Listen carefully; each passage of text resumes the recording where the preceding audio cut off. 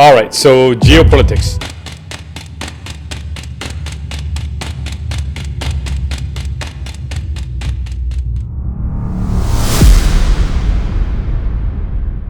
If you have abundant food, what do you need? You need storage. What different types of storages? You need granary, and you also need freezing systems. So the agrarian revolution gave birth to industrial revolution. Why? Because people needed refrigeration, people needed vehicle, people needed the steam engine. Wow, that's okay. So Renaissance period sort of like becomes this catalyst where people start doing some basic stuff, some foundational things. From that stems agrarian revolution, which stems agriculture. Right? Yeah. Where people now have no worries about the food. Yeah. But now we have the food, but how do you sustain it throughout the year? Yes. Now we need transportation. Now you need like storage. You need like preservation.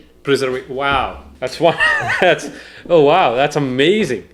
So when that's achieved, that gave birth to industrial revolution. So when industrial and that happened in 1900s. late 1800s, 1900s. So the steam engine propelled everything. The steam engine, the old trains, massive ships. They started building massive ships, and gradually.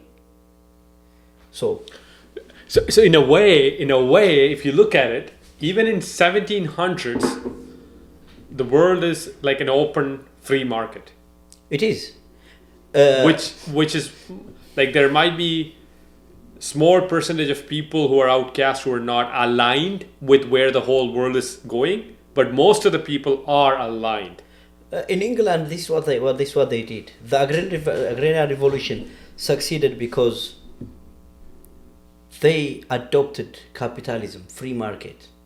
One of the economists and the philosophers by then, called Adam, he said, free labor is more productive than forced labor. So this principle was held dear. That's why most of the slavery and everything in England was abolished a long time ago. Very long time ago. They understood the power of free labor, the power of capitalism, free market. So this is what they did. When the agrarian revolution hit hard, and if you have a small piece of farm, as a family, you are not going to work hard and make it productive. If you have a vast piece of land, that's a plantation. So there will be abundant production, abundant produce. But, so what they did, they came up with a law. They started telling people to fence, to do this, to do that, to do this, to do that. So people have no choice. Sell their lands, look for a ship, come to America. For more land, because because England became too difficult to live for everyone. The British Empire became, the British. Because British Emperor wanted to have this mass scale of production. So you see, if you empower plantations, right. For example, look at Canada. Canadian farms are not just farms. These are massive plantations. Like 100, 200, 300 acres. You acres. drive from here to Sarnia, you drive from here to Oshawa, you drive from here to I don't know where. Hundreds of acres. These are farms. Hectares. Massive farms. Yes. And they have their own production unit there. They have their processing plants. They have like huge everything. John Deere equipments. For example, it's so funny. Like you go to a Canadian farm and you see 3-4 trailer trucks parked in front of the farm barn. And those trucks look like toys. Yeah. It's so hilarious. Every time I drive by a farm and I see those barns with like trailer trucks parked near them, I look at the trucks from afar. Relative perspective, these look like those toys you play. Yeah. But it's that big. It's that huge. Big. Yeah. You drive, you are driving in America. You can drive from Texas to Nebraska, or you pass through Missouri, you go. So you only see farms. Yeah. Massive plantations. Why? So when that happens, the produce is immense. So they figured that out, and they forced poor people, peasants, to exit England and go to America, go to everywhere else, wherever there is British Empire, wherever they have a land. So with that, what happened is they started funding research, development, scientists, mathematicians, physicists, chemists. That is why if you see brainiac people for centuries are from there, England and France, mainly. Brainiac, sorry. I mean, Newton and after him. Yeah. I mean, up to physicists, chemists. Yeah, these people didn't have to go out and hunt. They can just sit back and... Because they are funded heavily. Yeah. They are taken care of by the royal families. Yeah. They have their own, and they have institutions. Right. Sorry, go on. Yeah. They have institutions. Yeah. Due to that, so these people manage to think, and also they had a chance to leave a legacy.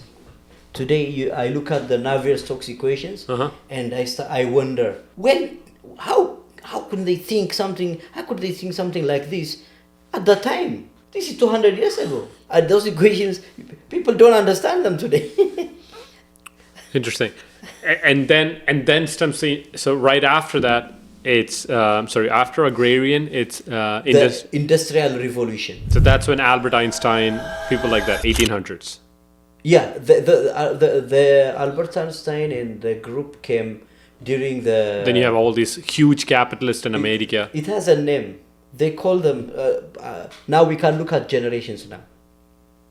So if you look at the generations, so starting from 1850 onwards. So basically you have 1433 to 1460, that's Arthurian. So when you go back and then get down to, let's say... So you have progressive generation, 1843 to 1859. Then you have missionary generation, 1860 to 1882. Yeah. Lost generation, 1883 to 1900. Yeah. And then from 1901 to 1927, they call it greatest generation, yes. aka GI generation. Yes, that is the Albert Einstein, Max Planck, Erwin Schrödinger, the greatest generation. That's the generation. Oppenheimer is... No, that's later, but he's still part of them. He's later. Yeah. Yeah, that's the greatest generation. Quantum mechanics started exploding. It's wonderful, yeah. Then you have a silent generation. That's the generation during the wars. 1928 to 1945. Yeah, that's after First World War, and from the financial collapse to the end of Second World War. Then you have baby boomers from 1946 to 1964. Those are the generations we discussed last time. Last time. Then you have Generation X, 1965 to 1980. Yeah. Then you have millennials. Yeah. Millennial generation. I'm millennial. You're millennial. Yeah. And then you have Generation Z. You are Gen Z? I am born in 1997. So 97 is when Gen Z started. Really? Not 98? No. Okay. It's so messed up, but So you are a Gen Z. But I connect more with millennials. To be honest, when I have conversations with millennials. Your level of maturity, Yeah, it's different, but but I'm Gen Z. I'm part of the kids who were born from 97 to 2012. That's wild. If you analyze this generational flow, my God. Yeah, it's... You really understand things differently. This is what I was talking about. Yeah, it's crazy. So this will help you see the need of every generation, what they are up to, their psychology, their aspirations, their drives. Yeah. So the baby boomers, they have total disregard for everybody but themselves. Because those are after the Second World War. Right. And that is the time when the Second World War made extreme push on the technology, especially the Hitler